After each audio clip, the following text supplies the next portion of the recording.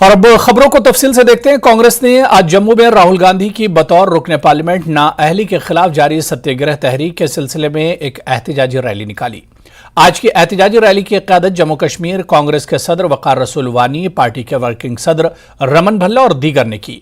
मुजाहिरीन ने एहतजाजी रैली का आगाज शहीदी चौक से किया और सिटी चौक की तरफ बढ़ने की कोशिश की, ताहम पुलिस ने इन्हें आगे बढ़ने की इजाजत नहीं दी। वकार रसूल वानी और रमन भल्ला दोनों ने इस मौके पर मरकजी और एलजी हुकूमत को यह कहते हुए निशाना बनाया कि वो लोगों की बड़ी तवक्कुआत पर पूरा उतरने में नाकाम रहे हैं।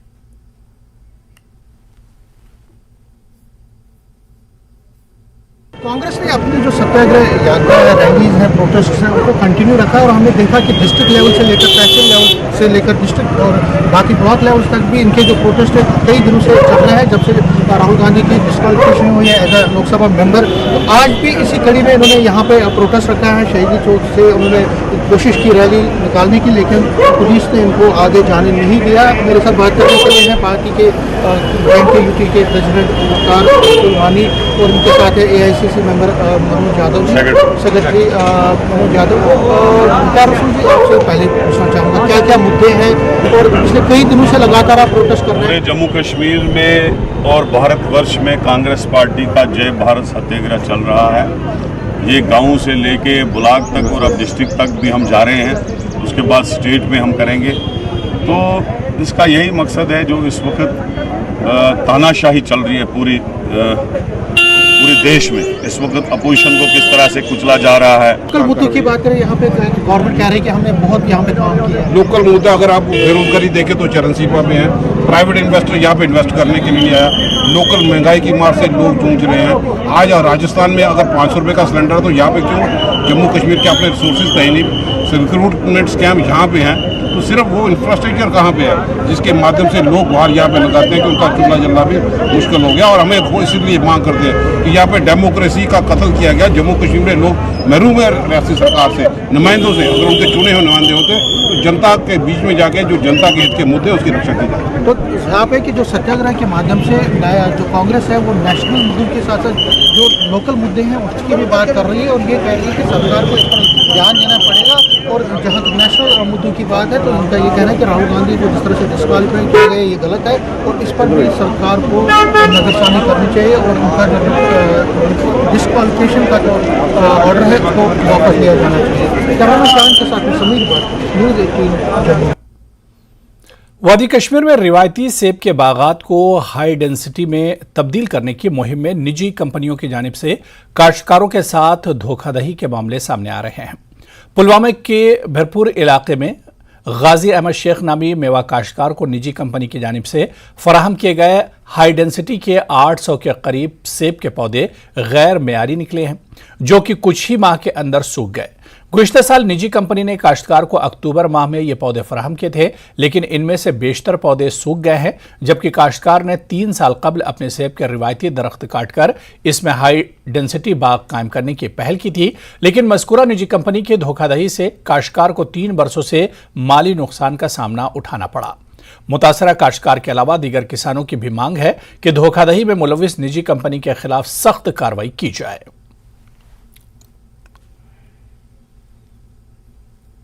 सितंबर का महीना था, उन्होंने ये पौधे मुझे दे दिए वहाँ से।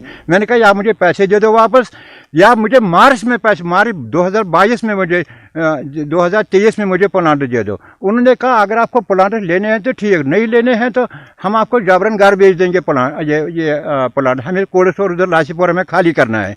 तो मैं मजबूर हो गया प्लांट लेने के लिए। और 1 अक्टूबर को जो कि प्लांट लगाने का कोई वक्त ही नहीं है। 1 अक्टूबर को मैंने न इधर पानी का कोई सिस्टम, न ड्रिप सिस्टम था, न ट्रायल्स था। सिर्फ उन्होंने 15 सितंबर को मुझे साफ पौधे दे दिए। मैं मजबूर हो गया वो लगाने के लिए, वो बूटे लगाने के लिए, और सब सूख गया।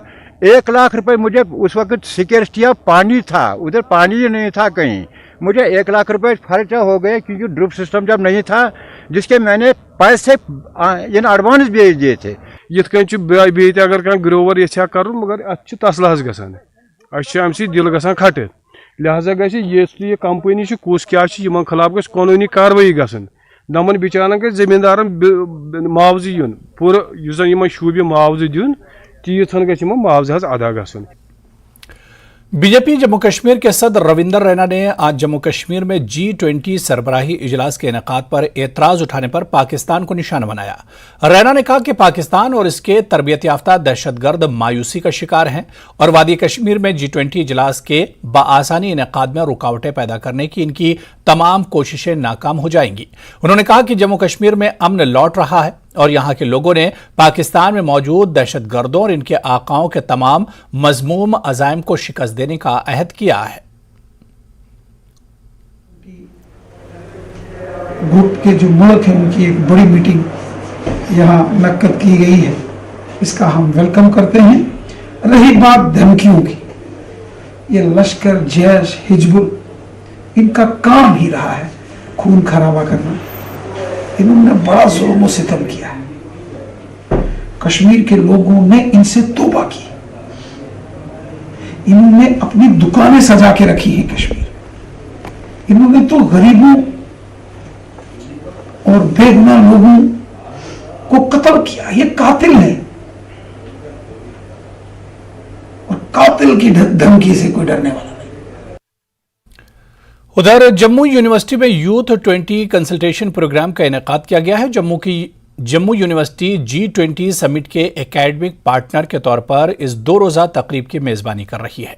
नौजवानों को G20 की तरजीहात पर अपने नुक्ता नज़र और ख्यालात के इजहार के लिए एक प्लेटफॉर्म फराहम कर रही है। मुमताज़ बैनुल-अक़वामी और कौमी मुक़र्रीन के अलावा मरकज़ी वज़ीर डॉक्टर जितेंद्र सिंह और LG मनोज सिन्हा कल इस तकरीब में शिरकत करेंगे।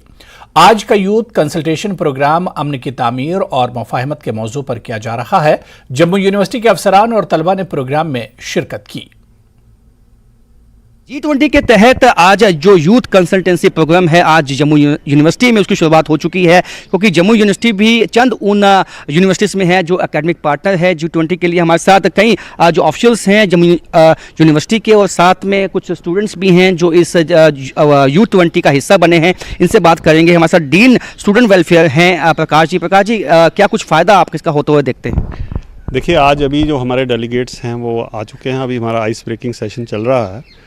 उसमें आइस ब्रेकिंग में हमारा उनके साथ एक इनफॉर्मल सी इंटरेक्शन रहेगी, एक दूसरे को जानने का मौका मिलेगा। मेन प्रोग्राम कल सुबह शुरू होगा, जिसमें हमारे doctor Jitendra Singh ji honourable minister जो हैं वो चीफ गेस्ट हैं और उसके साथ हमारे LG साहब, हमारे चांसलर ऑफ द यूनिवर्सिटी, वो भी रहेंगे। कल का जो हमारा प्रोग्राम है, इनागुरल के बाद हमारे 4 पैनल डिस्कशंस होंगी। उसमें हमारे जो रिनाउंड लीडिंग लोग हैं अपने अपने प्रोफेशनल डोमेन में वो डिस्कस करेंगे थीम को, जो थीम हमारा है। और ये कितना प्राउड मोमेंट लगता है आपको, क्योंकि इससे यूथ को कितना फ़ायदा आपको होता हुआ देखते हैं? प्राउड मोमेंट तो बहुत ज़्यादा है। जैसे कि प्रोफेसर प्रकाश अंताहाल ने शेयर किया कि हम लोग 15 एकेडमिक पार्टनर्स में से एक पार्टनर यूनिवर्सिटी ऑफ जम्मू है और ये एक प्रोग्राम है जिसकी इंटरनेशनल रीच है। हमारे speakers USA, UK, Australia, Europe सब जगहों से आ रहे हैं। तो ये जम्मू के लिए एक बहुत गर्व की बात है कि हम इस तरह का प्रोग्राम कर रहे हैं और जम्मू यूनिवर्सिटी के लिए खासकर।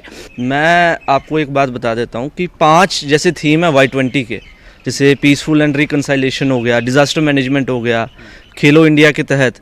तो हमें इससे पता लगता है कि Y20 का बहुत अच्छा रोल है, इम्पॉर्टेंट रोल है यूथ मेकिंग के लिए। स्टूडेंट्स के लिए ये काफ़ी ज़्यादा इम्पॉर्टेंट है, बिकॉज़ उनको नेशनली और इंटरनेशनली रिप्यूटेड स्पीकर्स को सुनने का मौका मिलेगा, उनके साथ इंटरेक्शन होगा उनका, और ऐसा अपॉर्चुनिटी रोज़ रोज़ नहीं मिलती है स्टूडेंट्स को। और यहाँ पे सॉर्ट ऑफ एक्सचेंज होगा, आइडियाज़ का एक्सचेंज होगा, जो कि स्टूडेंट्स के लिए काफ़ी हेल्पफुल रहेगा। जिस तरीके से जम्मू कश्मीर का ट्रांसफॉर्मेशन हो रहा है और उनका ये मानना है कि यूथ की आवाज़ को भी सुनना बहुत ज़रूरी है। तो यूथ कंसल्टेशन का बेसिक प्रेमाइस ये है, जितने भी हमारे पैनल डिस्कशंस हैं उनका अगर स्ट्रक्चर आप देखेंगे तो आधा टाइम क्वेश्चन आंसर को दिया गया। तो प्रधानमंत्री जी का ये विज़न है कि बच्चों के मन में क्या विचार है, वो कैसे देखते हैं कि उनका देश कैसे आगे प्रोग्रेस करे। उनके विचार सुनने के बाद जो हमारी पूरी टीम है वो एक रिपोर्ट कंपाइल करेगी और ये मिनिस्ट्री ऑफ यूथ अफेयर्स को जाएगी, तो उस हिसाब से मुझे लगता है कि ये बहुत ही सराहनीय कदम। देखिए, सर्वप्रथम तो ये बहुत ही गर्व का क्षण है कि जम्मू विश्वविद्यालय को ये मौका मिल रहा है ऐसे कार्यक्रम आयोजित करने का। देखिए, यूथ को इसकी काफ़ी अपेक्षाएं हैं। हमारे इंटरनेशनल स्पीकर्स आए हुए हैं, तो यहाँ पे हमेशा सीधी सी बात है, कुछ ना कुछ सीखने को मिलेगा ही। हमें देश के प्रति हमारी क्या भावना रहनी चाहिए, हमारे पूरे विश्व के प्रति काफ़ी फ़ायदा होने वाला है इससे, ना बल्कि स्टूडेंट्स को फ़ायदा होगा बल्कि एक बहुत ही मान की बात है, प्राउड की बात है जम्मू यूनिवर्सिटी के लिए जो इसका एकेडमिक पार्टनर बना है। और तमाम डेलीगेट्स आज आ चुके हैं और कल जो मेन फंक्शन है उसमें जो पीएमओ में मंत्री हैं डॉक्टर जितेंद्र सिंह वो पहुंचेंगे और कई मायनों में ये फंक्शन काफ़ी अहम होने वाला है। कैमरामैन साहिबा भट्ट के साथ राजन वैद, न्यूज़ 18 जम्मू।